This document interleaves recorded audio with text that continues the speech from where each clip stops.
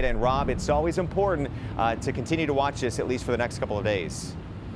Yeah, even though technically not at flood stage, I can tell you we are seeing some localized flooding here along the Guadalupe River, probably still another hour or so away from reaching its crest, as you can see over my shoulder. Fast moving, and we're seeing some spillover here on the bike path here. This leads under the underpass heading into San Jose International Airport.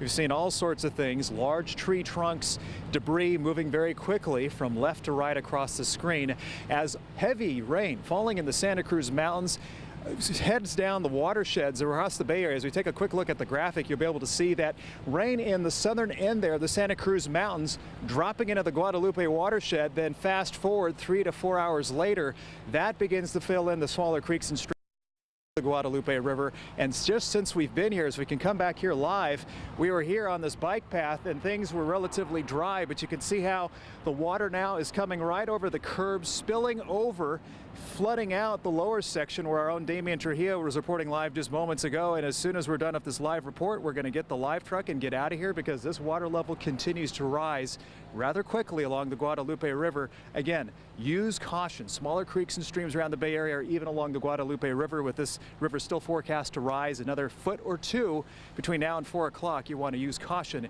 here along our Bay Area waterways. You guys are getting hit with this rain pretty hard. I can see it right now. And what a scary situation for folks there today.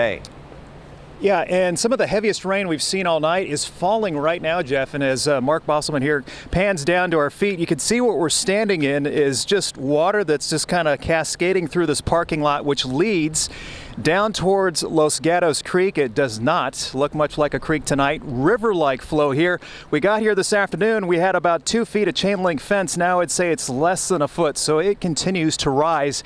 And here's the root of the cause. It's Lexington Reservoir. If you take a look at the levels, last 7 to 10 days, the graphic is pretty amazing. As you see, it's been about a 34-foot rise in Lexington Reservoir going to full capacity. And actually, that graphic we did just a couple hours ago is already outdated. This reservoir is now at 103% of capacity. So as you saw the video in Marianne Favreau's report, that spillover continues, and it looks like tonight that spillover continues to feed into Los Gatos Creek.